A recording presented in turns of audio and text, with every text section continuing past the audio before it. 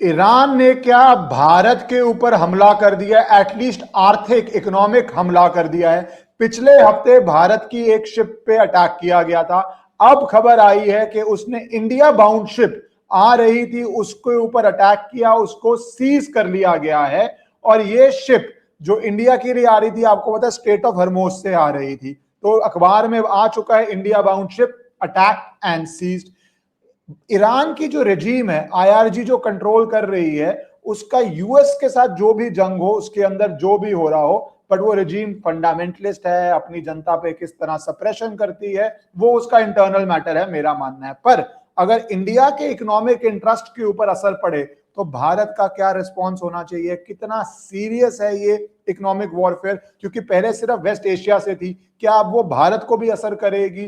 पूरे वर्ल्ड में जो तंगी हो रही है, आज ही लुफ्तांजा ने 20,000 फ्लाइट्स कैंसिल करी हैं। तो दिन ब दिन जिस तरह ये चलता जा रहा है और ज्यादा उसका असर हर देश में आएगा, इंक्लूडिंग भारत, जिसकी एनर्जी सिक्योरिटी पे बहुत असर पड़ेगा।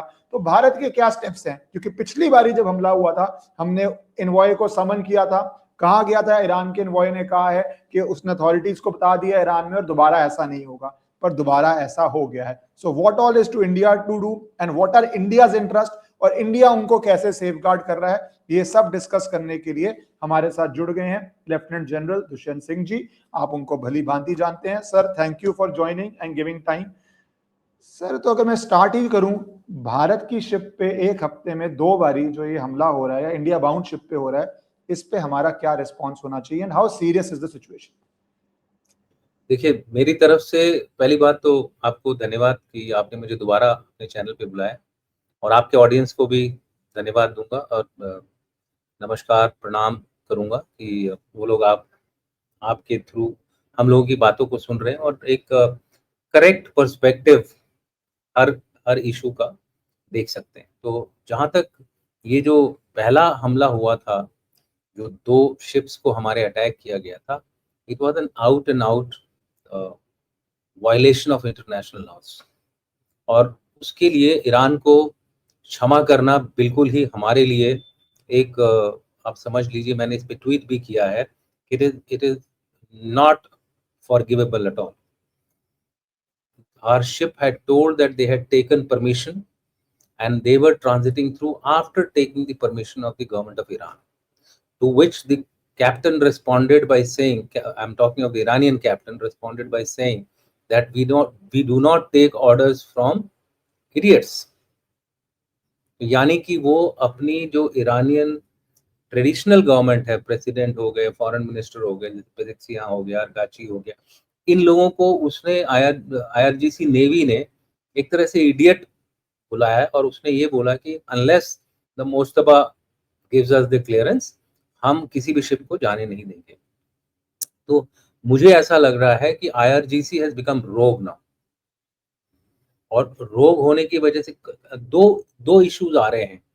एक इशू तो ये आ रहा है कि जो जनरल्स हैं ईरान के, वो रोग हो गए हैं and they are not listening to the president और the supreme commander Mustafa Khamenei. दूसरा ये है कि Mustafa Khamenei is exercising his will through IRGC elements, और आईआरजीसी एक पैरेलल स्ट्रक्चर है ईरान में, यानी कि हर जगह जहां पर आर्मी है, उसका एक पैरेलली आईआरजीसी की भी एक यूनिट वहां पे डिप्लॉयड होती है। तो 31 प्रोविंसेस हैं, हर 31 प्रोविंस में आईआरजीसी की यूनिट है। अब इसमें थोड़ा सा फर्क आपको समझने की जरूरत है। जो कुड्स होते हैं, देयर आर आईआरजीसी के एक और फोर्स होता है which is directly responsible to the supreme commander, वो है कुड्स। नाउ कुड्स जो है एक्सटर्नल कंट्रीज में डिप्लॉयड होते हैं, जैसे सीरिया हो गया, पहले ये सीरिया में डिप्लॉयड थे, याद होगा आप लोगों को। एक मेजर जनरल और 2-3 ब्रिगेडियर्स को इजराइल ने न्यूट्रलाइज किया था तकरीबन 2 साल पहले।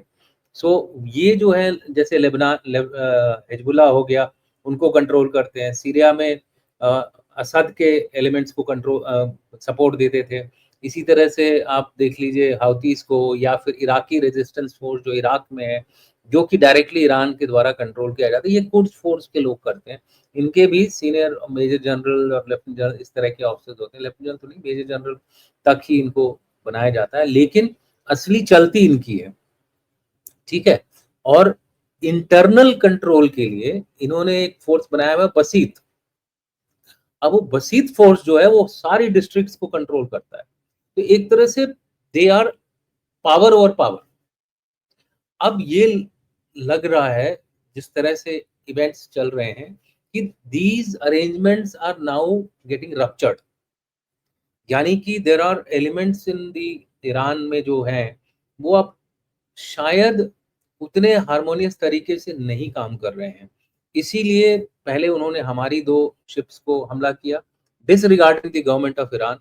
तो ये जो बातचीत भी चल रही है पेजेस्कियां के साथ, जो ये लोग जा रहे हैं speaker of the Iranian assembly मजलिस जो बोलते हैं वहाँ के, वो भी जा रहे हैं इस टॉक्स के लिए। अगर जाते हैं तो अभी तक तो वो हाँ ना हाँ ना हाँ ना चल रहा है। तो कहने का मतलब ये है कि अब कौन किसकी चल रही है उसका भी अब अंदाजा लगाना बहुत मुश्किल हो रहा है। तो भारत ने जो उनके राजदूत को बुला करके एक तरह से वार्निंग दी, अब वो वार्निंग किसके कान पे पड़ी है, किसका जू रेंगा है, हमें कुछ नहीं पता है। सो ऐसी हालत में भारत को अब अपना कड़ा रुख अपनाने की जरूरत है। अब वो बातचीत वाला जो दौर है ना वो खत्म हो गया है। आज फिर उन्होंने जो गुजरात बाउंड जो शिप्स थी, हालांकि वो ठीक है, ये जो आप दिखा रहे हैं इसमें, हालांकि ये जो Gujarat शिप्स हैं bound cargo Liberia, ship was among 2 vessels attacked and seized by Iran's Revolutionary Guard on Wednesday, hours after US President extended the 2-week fragile ceasefire. इसमें एक पनामा फ्लैग्ड है MS फ्रांसिसा, दूसरी लाइबेरिया फ्लैग्ड है एपेमोनिडस, जो अब IRG की custody में। Right. अभी क्या है कि पनामा फ्लैग्ड हो, लाइबेरिया फ्लैग्ड हो, ऐसे कई और मार्शल आइलैंड्स फ्लैग्ड हो, ऐसी जो शिप्स होती हैं ये फ्री पोर्ट पे अपने आप को रजिस्टर करती हैं। अब आप पूछेंगे क्यों फ्री पोर्ट पर रजिस्टर करती हैं, तो उसका रीज़न ये है कि यहाँ के लेबर लॉ हल्के हैं, तो इनको पेमेंट कम करनी पड़ती है। इनके जो बाकी पोर्ट हैंडलिंग हर चीज़ में आपको सुविधा मिलती है, तो उसकी वजह से जो गुड्स हैं वहाँ चीप जाते हैं। तो इसलिए ये क्या करते हैं कि जो भी शिप्स जा रही हैं यहाँ पे रजिस्टर्ड होती हैं, उनको ट्रांसशिपमेंट में एक तरह से सस्ता पड़ता है। तो क्योंकि वो सस्ता पड़ता है तो मर्चेंट शिप्स नॉर्मली कोशिश करती हैं कि वो ये फ्री पोर्ट वाले जो देश हैं उनमें जाकर के रजिस्ट्री कराएं अपनी। ओनरशिप उस शिप की कोई और हो सकती है, जैसे कि ये जो 2 शिप्स पकड़ी गई हैं, सीज करी है आईआरजीसी ने, एक यूएई की है, एक सऊदी अरेबिया की। तो शिप्स तो अब आईआरजीसी ने इनको क्यों रोका है, क्योंकि उनको पता है कि ये दोनों शिप्स जो हैं गल्फ कंट्रीज की हैं।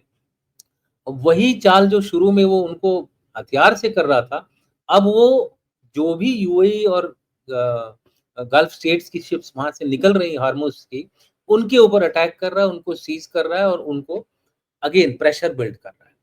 अब उस प्रेशर की वजह से क्या होगा, एक रिपल इफेक्ट शुरू हो जाएगा, और भी शिप्स अपना रुक जाएंगी, इंश्योरेंस कॉस्ट बढ़ जाएगी, फिर बाकी लोग वहां जाना बंद कर देंगे, डाइवर्सिफाइड रूट्स हो जाएंगे, ओवरऑल कॉस्ट जो है इकोनॉमी के ऊपर मार पड़ेगी, और इसके कई लोग फायदे उठा रहे हैं। खुद ट्रंप साहब भी मैंने सुना है कि वो भी इस बहती गंगा में हाथ धो रहे हैं। आज ये हो गया, शेयर मार्केट लुढ़क गया, इन्होंने दबा के खरीद लिया, कल अब सुबह उठते ही ट्रंप साहब ये भी बोल सकते हैं कि I will destroy Iran from the earth and those kind of things he can say, वो बोल सकते हैं। वो suddenly share market will rise up, that is the time they will buy, they will shed the share, so this is also happening I think।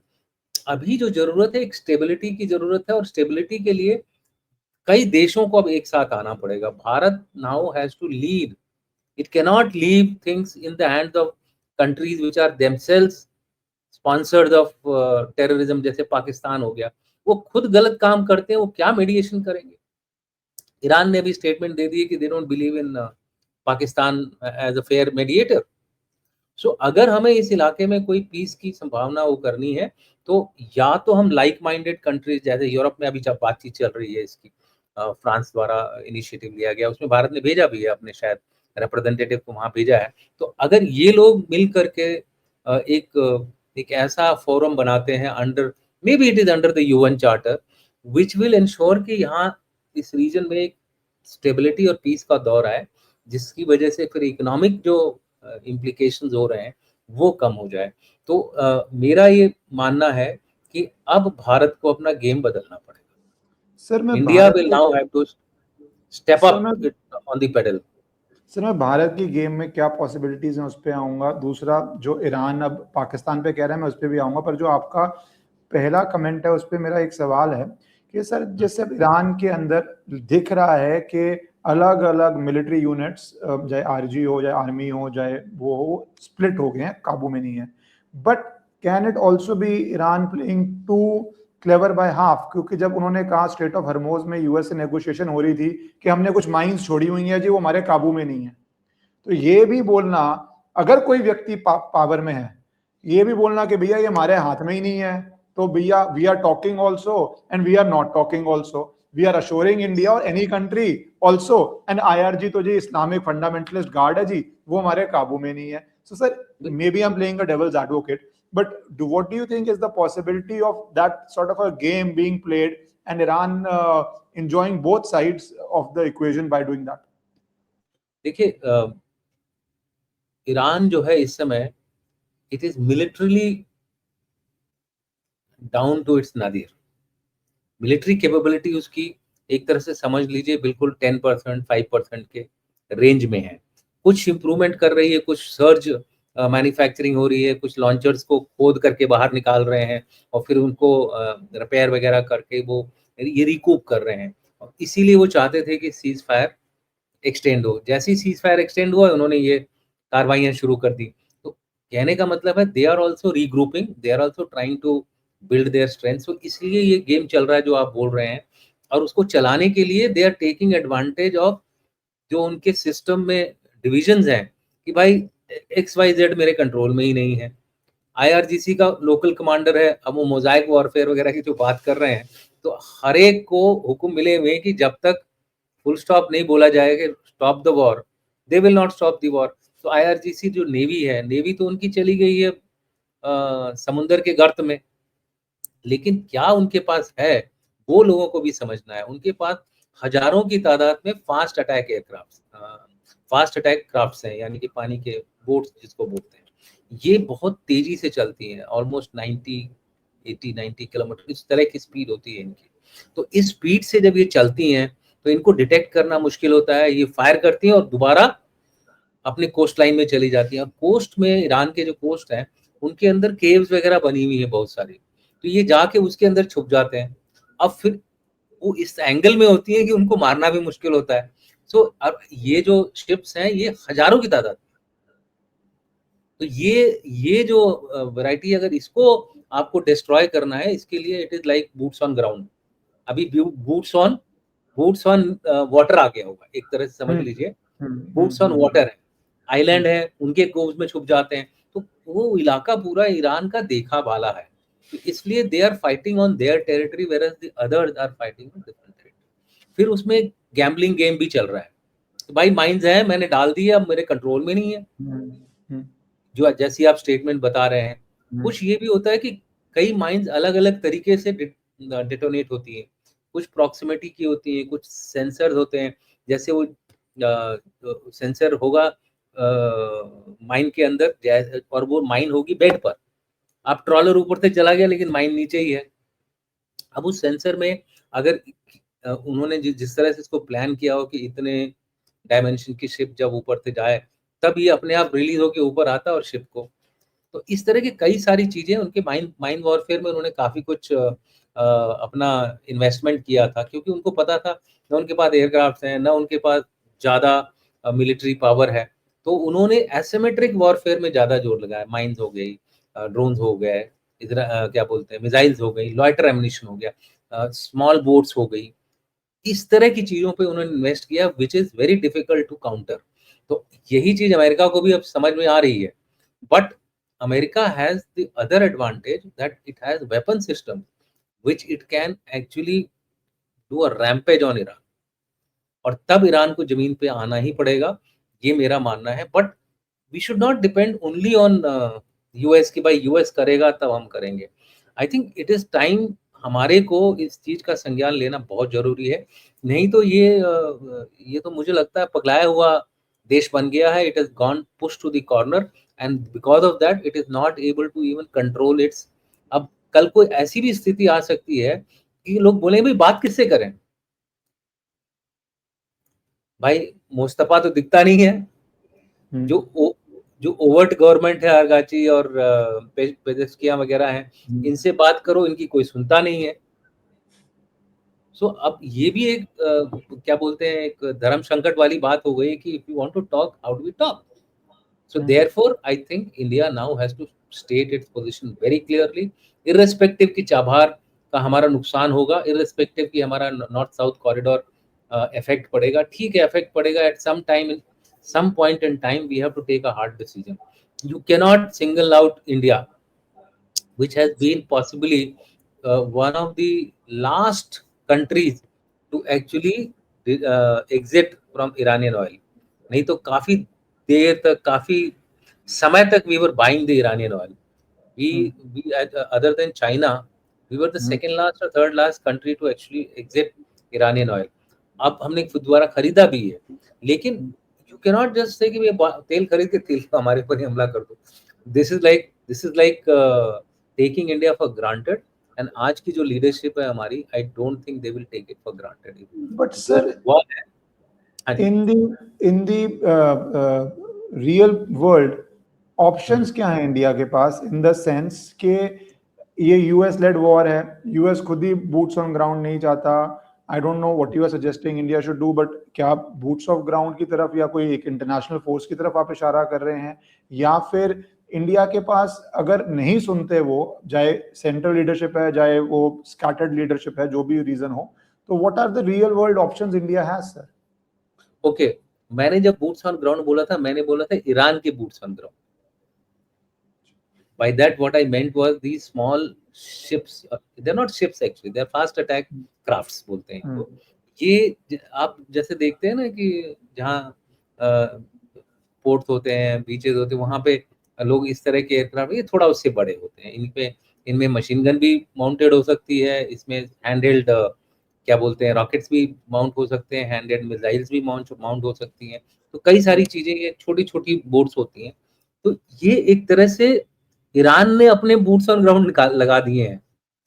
एक तरह से now they are inciting America and Israel, come and attack अस.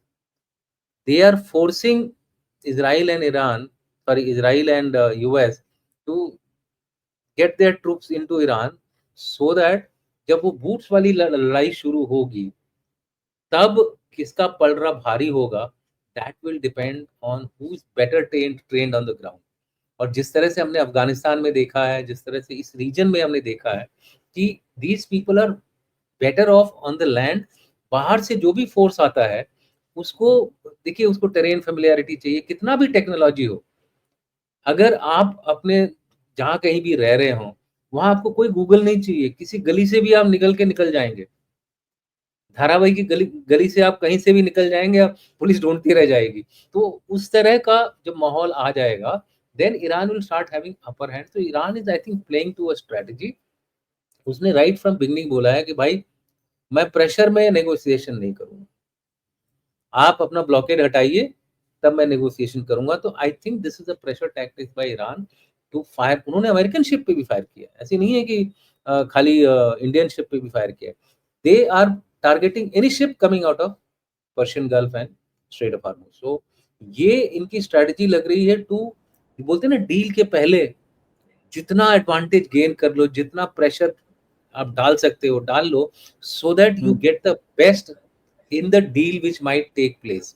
तो मुझे लगता है deal के पहले की मछली की फड़फड़ाहट है ये हो सकता है. लेकिन that notwithstanding, India has now very clearly state that they are not supporting Iran in these kind of activities. And if need be, मेरा मानना है, if need be we have to go beyond diplomatic. और अगर जरूरत है, जैसे हमने piracy के लिए एक ग्रुप बनाया था जिसमें सारी कंट्रीज एक साथ आई थी, और दे स्टार्टेड एस्कॉर्टिंग शिप्स. तो हमारी जो मर्चेंट शिप्स थी, हौतीज के अटैक के अगेंस्ट, सोमालियन पायरेसी के अगेंस्ट, उस तरह का हमको अगर वो यूएन चार्टर के अंदर हम कुछ ले आते हैं, तो India is by far well within its right to support such a force. बस वही एक मुझे नियरेस्ट ऑप्शन दिख रहा है कि under the banner of United Nation, not under the banner of US, get a kind of a force which will ensure that the Strait of Hormuz is open. Mine trollers की जरूरत है, mine trollers लगाइए, diverse की जरूरत है, उनसे अगर mines clear कराना चाहते हैं, there are method, number of method through which we can clear these kind of things, and use all the force which is within your means under a UN banner. Why I am saying UN banner is because UN banner तो ineffective हो गया, लेकिन फिर भी वही एक banner ऐसा है which is available as of today. Maybe इस लड़ाई के बाद we may find a different kind of a UN. We may find a banner which is, और ये भी मैं बता दूं आपको, ये मेरे मन में अभी अभी आया ये ख्याल कि अगर ये बात आगे बढ़ती है और मान लीजिए we start off with action something like this to put Iran in its place, if India is not part of it, तो जो नया वर्ल्ड ऑर्डर निकलेगा उसमें इंडिया को कोई नहीं पूछे. तो ये एक बहुत बड़ी कैलकुलेशन आई एम श्योर हमारे जो डिप्लोमेट्स हैं, हमारे जो मिलिट्री लीडर्स हैं, वो लोग कैलकुलेट कर रहे होंगे इसमें, क्योंकि ये बड़ी फाइन डिसीजन है. ईरान हमारा ट्रेडिशनल दोस्त भी रहा है, लेकिन वैसा दोस्त क्या जो कि आपको ही टारगेट करे, ऐसा दोस्त ही बहाना बनाए फिर आपके पीछे ही पड़ा हुआ है. क्या वो टारगेट कर रहा है on the behest of Pakistan? ये भी हो सकता है. 3 दिन बैठे थे पाकिस्तान के जो एनवॉय थे ईरान में, ले दे के वापस आए खाली हाथ, क्योंकि अभी I don't know whether the talks have really started. I don't think Iran has really entered into the talks. So ये जो आप बात रेज कर रहे हैं, क्योंकि सीरियस इश्यूज हैं और ये हाई स्टेक्स हैं दोनों तरफ से. बिकॉज सर जो आपने सेकंड पॉइंट बोला कि जो हिस्सा होगा मिलिट्री ऑपरेशन का वो वर्ल्ड हिस्टोरिकली उनके बीच में बटता है, आज की डेट में इन्फ्लुएंस उनके बीच ही बटेगी, which is a historical fact. But sir इसका जो डेंजर पॉइंट है जो वो ये है sir, in a sense then US जंग छेड़ता है और उसके बाद वो यूएन के बहाने भारत को ड्रैगिंग कर लेते हैं. मैं भारत की बात करूं, सिर्फ भारत की पर्सपेक्टिव में, बाकी कौन सा देश ड्रैगिंग होगा कौन सा नहीं होगा. तो सर वो भी बड़ा एक रिस्की सिनेरियो है कि ना हमारी लड़ाई, ना हमारा लेना, ना हमारा देना इनिशियल. अब अगर ईरान करता है डिफरेंट थिंग, बट तो फिर ये तो एक तरह से US can decide who will go to war, including getting foots of soldiers from other nations including Bharat. वो भी एक सर बहुत no. There is a parallel meeting going on in Europe. We have to start a parallel movement to find a solution where US willy-nilly joins. It should not be that on the behest of US we are doing. We create a counter block, maybe under the UN as a, क्या बोलते हैं ना उसको, एक तरह से कहने के लिए कि हाँ भाई UN फोर्स है, but a group of countries, whether they are from Europe, whether they are from Africa, whether they are from India, after all दुनिया की जो लार्जेस्ट नेवीज हैं कौन कौन सी है आप बताइए? रशिया है, चाइना है, अमेरिका है, उसके बाद इंडिया है. बाकी जो नेवीज हैं उनके क्राफ्ट्स कम है, हो सकता है उनके पास थोड़ा टेक्नोलॉजिकल सुपीरियरिटी हो, but in number of crafts we are well ahead. We are the 4th largest navy. तो अब इसमें इफ यू आर बिहाइंड, अगर देखिए एक होता है कि पावर आपके पास होना, दूसरा होता है कि will to display to use that. ये जब डिस्प्ले नहीं आएगा, पुतिन से लोग क्यों डरते हैं? क्योंकि पुतिन कर देता है हमला. So that, and if he says that I will use XYZ, so people start believing him. Yeah, this guy might use it. So हमको जो है, we have to now get our stick bigger, stronger, and then negotiate with a counter group if required. And if the US wants to join, let the US also come in. Where is the harm? Why US is banking on Pakistan, which has neither a navy. Only claim to fame of Pakistan is कि भाई उसका border Iran के साथ है, वो उसका पूरा फायदा उठाता है. अफगानिस्तान में जब लड़ाई हो रही थी तो उसने अपना बॉर्डर खोला था अमेरिका के लिए अगेंस्ट रशिया. अब ईरान में जब कुछ हो रहा है तो वो अपना बॉर्डर खोल देगा अमेरिका के लिए to fight in Iran. But ultimate जो रिजल्ट है, रिजल्ट किसके फेवर में जाता है? या अगर if it is a prolong लड़ाई, then also you will find that India will not be benefited. Strait of Hormuz will remain in the same state जैसा आप देख रहे हैं, जहाजों का आना जाना मुश्किल हो जाएगा। ठीक है, डाइवर्सिफाई करेंगे और दूसरी कंट्री से लेंगे। अब गल्फ स्टेट्स बोल रही हैं कि भाई अब पाइपलाइन का जाल बिछाएंगे। अब पाइपलाइन का जाल बिछाने के लिए भी टाइम लगता है ना, बहुत टाइम है सर। एंड बाब एल मंडेब में अगर आप जाते हैं, सॉरी रेड सी में जाते हैं, अगर आप रेड सी में भी क्या बोलते हैं वो हाउती घूम रहे हैं, तो आपको you have to, so there is a need for a multiple effort should Iran not behave international. Sir जो प्रेशर आएगा भारत पे, क्योंकि अभी ईरान ने एक नई स्ट्रेटेजी करी है। पिछले हफ्ते आप एक बार ही बोल सकते हो, जेम्स बॉन्ड की लाइन है, once is a happenstance, second time is a coincidence, third time is an enemy action. ठीक है, हैपेंस्टांस चलो पहली बारी आपने बोल दिया, शिप के फायर कर दिया, इस बारी आपने रोक दिया, बट एक बारी और हुआ, दो बारी और हुआ, तो उसके बाद India has to take a tough call, क्योंकि इंडिया में तो वैसे इंपोर्ट बहुत करना है सर। लुफ्तांजा जैसा एयरलाइन 20,000 फ्लाइट्स काट रहा है टू सेव फ्यूल, ये आज ही उसने किया है सर। ठीक है, तो सर ये इंडिया में तो अभी well elections are going on, election खत्म होने के बाद we do not know what will be the prices, what will be the decisions which will need to be taken, और उससे the poorest will suffer the first as in any such price rise, and then it will gradually move up। ठीक है sir. तो sir अब ये Iran जो ये कर रहा है, ये ईरान का आपको क्या लॉजिक लग रहा है? बिकॉज एक पॉइंट के बाद तो वर्ल्ड को जो आप सजेस्ट कर रहे हैं, it could take month, 2 month, 3 month, I don't know, पर अगर आप ये रखते हैं और शिप्स को अटैक करते हैं, तो world will have to open the strait of Hormuz. It can't have a new there is no other option. What is the option, sir?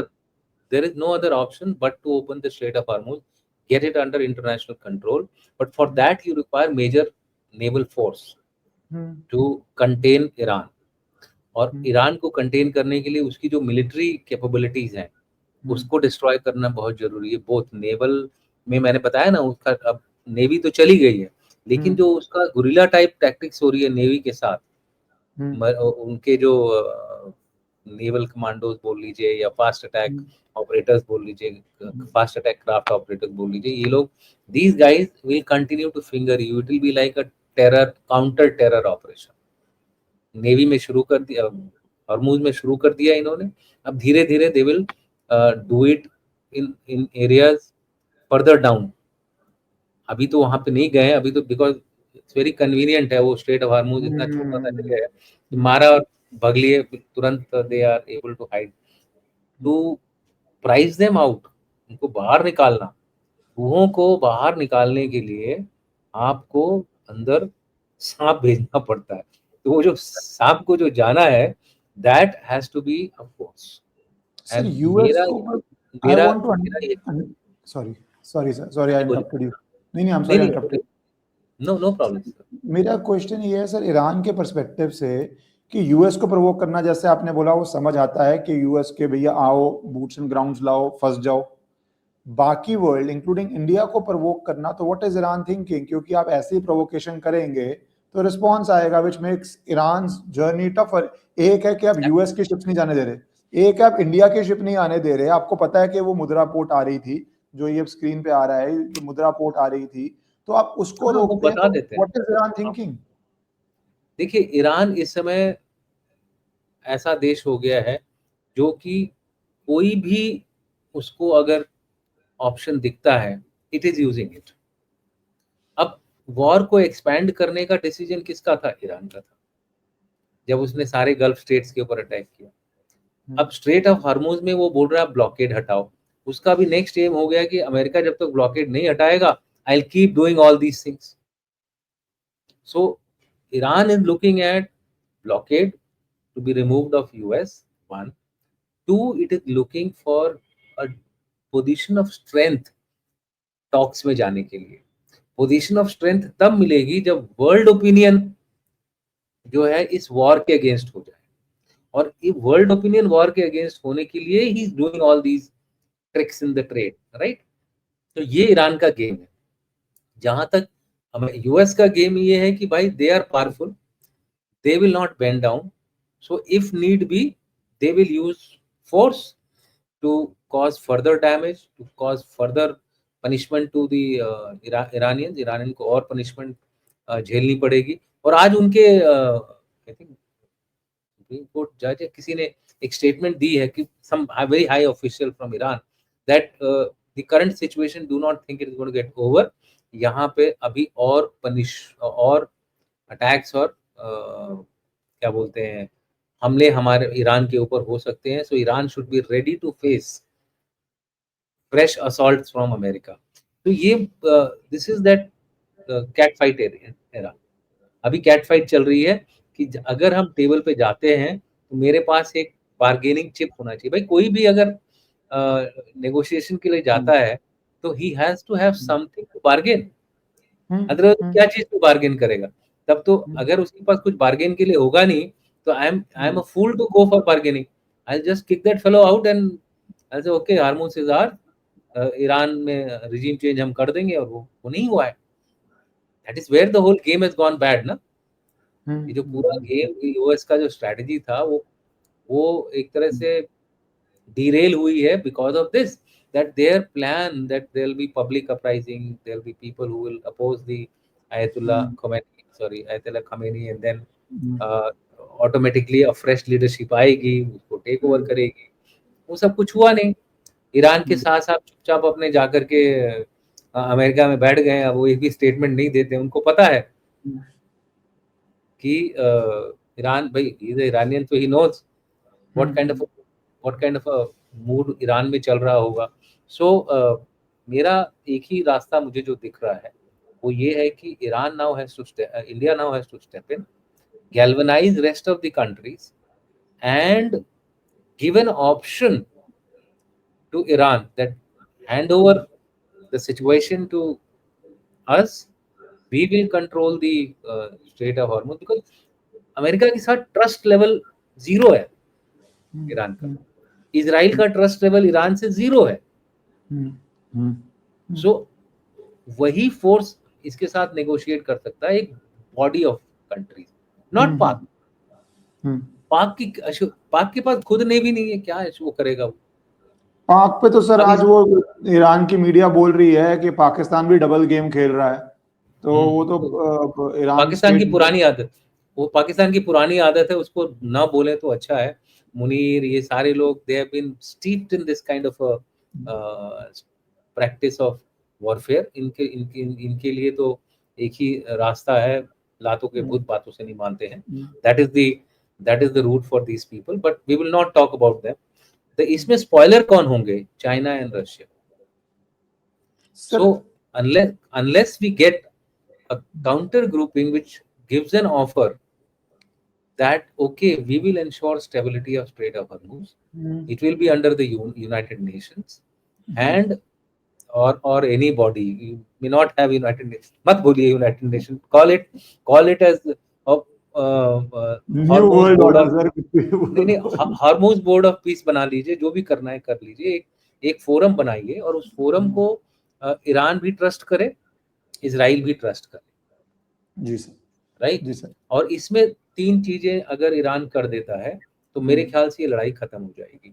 पहला तो हाईली एनरिच्ड यूरेनियम है, वो हैंड ओवर कर दे।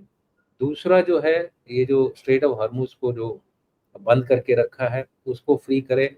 Mines को निकालने के लिए कोऑपरेट करे, इन द सेंस कितना भी कह लो उनके पास डिटेल्स हैं। ये कहने की बात है कि हमें पता नहीं है, बट जनरली तो उनको पता है कि कहाँ पे फेंके इन्होंने माइन। सो किस तरह की माइंस हैं, इन्फ्लुएंस माइंस कितनी है, सेंसर माइंस कितनी है, डायरेक्ट हिट माइंस कितनी, इस तरह की जो सरफेस के नीचे लटकती रहती हैं या तैरती रहती हैं, इस तरह की माइंस का अगर पता चलता है तो एक क्लियरेंस के लिए, जॉइंट क्लियरेंस टीम के लिए एग्री हो। तो जब तक ये सारी चीजें नहीं होंगी और Iran is given the assurance that we will not change the regime and we will help you in reconstruction whatever damage है। तो ये इस तरह का कुछ जब तक कोई फ्रेमवर्क नहीं आएगा, some guarantees by Iran that it will not go in for enrichment of uranium, जब तक ये 4-5 चीजें नहीं होंगी, I think we are going to head for a war which might claim into a world war। जिस तरह आप world war हुआ then you don't know what will be a new world order. Because God sir, if can. Iran is playing a very dangerous game of chicken के भैया state of हर्मुज रोक रहा है, भारत पे भी अटैक कर रहा है कि यूएस पे प्रेशर आए नेगोशिएशन के लिए, बट द फ्लिप इज जो आप सजेस्ट कर रहे हैं कि भैया तू ये करता रहेगा तो for own self interest other nations including India will need to. Absolutely. अब ये गेम ऑफ चिकन Absolutely. बहुत ही हाई रिस्क स्ट्रेटेजी है कि यूएस पे प्रेशर ज्यादा पड़ता है या वो करते हैं। पर सर मैं एक पार्ट थोड़ा कवर करना चाहता हूँ बहुत ब्रीफली कि रशिया के साथ जो कि आपने बोला चाइना और रशिया है, पर मैं रशिया को डिफरेंट कॉन्टेक्स्ट में, क्योंकि अभी रिलॉस एग्रीमेंट जमीन पे लाया जा रहा है, अब कहा जा रहा है नोटिफाई हो गया, पब्लिश हो गया। It was long time in making, 2018 से नेगोशिएशन चल रही थी। कहा जाता है भारत के एनएस से काफी बारी गए, president Putin also meets them which is not the standard protocol. तो sir how important is this, because in Iran focus we have forgotten as if everything else exists, everything else is equally if not more important to Indian interests. तो sir ये Russia India partnership in the today's global context, specially after what has happened in Iran, और इसको इस समय notify करने के पीछे भी कुछ माइंडसेट होगा। So how do you see the broad overview, क्या है सर ये और कितना इंपॉर्टेंट है भारत रशिया दोनों के लिए? देखिए, इंडिया है मल्टीपल एडवर्सरीज, एनिमी तो नहीं, मल्टीपल एडवर्सरीज। पाकिस्तान है, टू सम एक्सटेंट चाइना, तो पहले से ही हम बोल रहे हैं it is threat number 1। Then other countries are there which are not so friendly with us, तुर्की हो गया और कई सारे ऐसे देश हैं। America is also, we are having a good relationship, extend चल रहा है अच्छा, but in the past we have seen that America has dissed us at the last minute. जैसे अब कारगिल का जब लड़ाई हुई थी तो जीपीएसएस हमारे डिसेबल कर दिए थे। 1962 की लड़ाई में हमने वेपन सिस्टम्स वगैरह इनसे रिक्वेस्ट किया था, नहीं मिला हमको। सो ऐसे कई ओकेजन रहे हैं। 71 की लड़ाई में इन्होंने 7th फ्लीट को हमारे नज़दीक लाने की कोशिश करी, जिसकी वजह से हमको फिर जो हमारा वेस्टर्न फ्रंट पे जो लड़ाई चल रही थी उसको रोकना पड़ा। तो इस तरह की कई सारे हिस्टोरिकल रियलिटीज हैं। Where as with Russia, by and large we have had a fairly stable trustworthy relationship. तो हम क्या कर रहे हैं कि because part of our strategic autonomy we are developing all our options. Last minute हम, that is why there was a Su-57 deal अभी हुई 100 एयरक्राफ्ट की। उसका भी एक रीजन है कि भाई हम Su-57 में सैफरॉन के साथ भी डील चल रही है, राफेल की भी डील चल रही है, हाँ? और G414 की भी डील चल रही है। तो इतनी सारी इंजन की बात कर रहा हूँ, इतने सारे मल्टीपल रूट्स हम अप्लाई फॉलो कर रहे हैं। किस लिए कर रहे हैं कि देखिए, these are high stake procurements, इनमें टाइम लगता है, टेक्स। अब देखिए राफेल का ही इतना हमने एग्रीमेंट किया अभी तक हमने, सॉरी नॉट राफेल, इंजन्स का, जो तेजस मार्क 1A के इंजन्स हैं उनके, we have got this year 6 engines and they are promising कि 20 और आ जाएंगे। तो इतना स्लो प्रोग्रेस है और ऑर्डर्स हमारे हैं 140, 99, 42 स्क्वाड्रन्स तक अगर हमको ले जाना है। चलो 42 मत ले जाइए, कम से कम 6-7 squadrons more we require to have a balance. I am not saying कि ये ड्रोन्स की वजह से एयरक्राफ्ट की जरूरत नहीं होगी, जरूरत होगी, they will be required. Every system in future war will have its place, और वो रशिया यूक्रेन वॉर में बड़ा क्लियरली विजिबल है। और वो उस कंडीशन में होगा जब दो देश नियर पैरिटी है, नियर पीयर पावर है। मैं बात नहीं कर रहा हूँ ईरान और अमेरिका की या इजराइल और हमास की, इनमें कोई पैरिटी ही नहीं है। पहले दिन ही इनका एयर डिफेंस वगैरह ध्वस्त कर दिया इन्होंने, उसके बाद एयरक्राफ्ट जहां चाहे वहां जा रहा है। लेकिन in a context of India Pakistan, India China, this is not the reality. Reality is that both sides have, अब आप फाइटर्स की बात करूंगा, 1400 के करीब फाइटर्स हैं चाइना के पास, हमारे पास 600 प्लस हैं, पाकिस्तान के पास 398 और समथिंग फाइटर एयरक्राफ्ट हैं, हमारे पास 600 है। लेकिन if you look at the China Pakistan collusivity, अब 600 छोटा पड़ गया ना। सो एक we have to fight war with lot of logic, emotions से लड़ाई नहीं लड़ी जाती है। A leader should be like Manekshaw, who said sir or madam, I will require 9 months to fight and I'll give you Bangladesh, or I'll give you your objective of sending our refugees back to eastern Pakistan and give you Pakistan on the plate. So why did he ask for 9 months? He had calculated all these things that he requires that much amount of preparations and that much amount of capability building. चाहे वो से हो या कहीं से भी हो, sustenance of war is a very very important factor. तो इस तरह की चीजों को हमको ध्यान में रखना पड़ता है before we decide to go for war. अगर बातों से लड़ाई जीती जाती तो आज तक हमने पता नहीं कितनी लड़ाइयां जीत ली होती. आप समझ रहे हैं? तो इसलिए वी मस्ट बी, वो बोलते हैं जोश में होश कभी नहीं खोना चाहिए. ये चाणक्य आज से नहीं, मतलब कब किस जमाने में बोला था उन्होंने, और वो बिल्कुल सही है. और अगर दूसरी स्ट्रैटेजी अपनानी है जैसे शिवाजी की करनी है तो फिर आप उस पर वर्क करिए जैसा कि शिवाजी ने किया था. Then he decided on a different approach altogether. So we have to look at the reality of the world.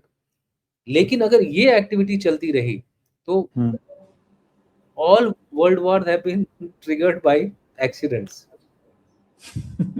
ऐसा कुछ एक्सीडेंट अगर हुआ जिसमें इंडिया सफर्स और some nation suffers very badly, let me tell you, Iran will go out of the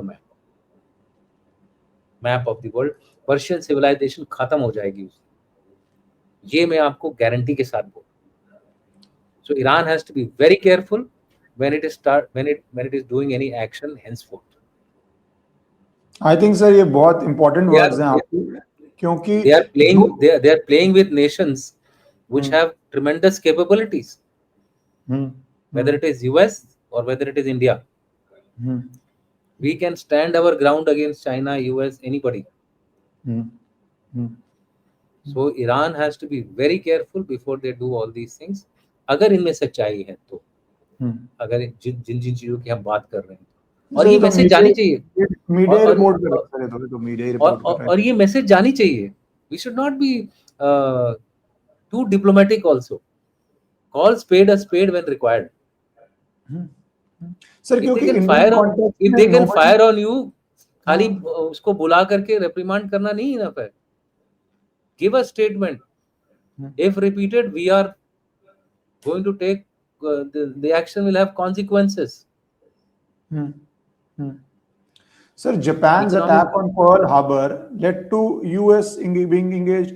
अभी तक India में nobody was saying कि मतलब broadly कि ईरान से हमें कोई अटैक लेना है, पर अगर आप हमारी शिप पे अटैक करोगे तो then you are unilaterally declaring in a sense war. ये इकोनॉमिक वॉर तो आप कर ही रहे हैं. इकोनॉमिक वॉर तो आप कर ही रहे हैं. Economic war is no less important than real hot war, sir. Absolutely. तभी तो हम बोलते हैं कि wars are started by accidents. And if these kind of accidents get repeated too often, I'm sorry, India will take actions, if required jointly, if required individually, or if required in a manner that Iran will face very serious consequences if these things are going to happen the way they are happening. Whether IRGC is in control, whether it is Pezeshkian who is in control, whether it is Mustafa Khomeini. Once bitten, twice shy. So as you said, Iran as a civilization, Persian civilization, bolo, they have to take a civilizational call. कि भैया आप they are not doing that. क्योंकि sir Trump का तो tweet था भी इस पे civilization में एंड तो probably he has sometimes he is bluffing, sometimes he is doing BS, but also the reality is the world is suffering. और जब वर्ल्ड सफर करेगा तो फिर वर्ल्ड रिएक्ट करेगा और वो रिएक्शन ईरान पे ही आएगा. सर शुरू हो गया. The alternate meeting which is taking place in Europe, that's all giving indication that people are going to get together now. And then it will be very difficult for even Russia and China to support Iran. जी sir. Thank you sir for covering all this. क्योंकि अब एक नए dimension में Iran एकदम suddenly चीज को लेकर, जैसे आप बता रहे हैं हिस्टोरिकली कि world Wars have started by accidents. Iran की ये strategy of attacking India, and I do not know कल कौन से देशों को और अटैक करेगा. Either they backtrack or sir जो आप सजेस्ट कर रहे हैं, we are in for maybe we are heading to a world war then, sir. Simply put, why didn't they fire on a Chinese ship? There were Chinese ships coming from the Strait of Hormuz. Why didn't they fire on them? The intentions of the country get clearly indicated that you are trying to take Panga. Thank you. Thank you, sir. Thank you so much, sir, for your entire coverage of the thing, and sir we will discuss again, क्योंकि ये लग रहा है कि हफ्ते में 2 बार ही हो गया. Let's see, let's hope it doesn't get repeated a third time, sir. Thank you, sir. जय हिंद. जय हिंद, sir.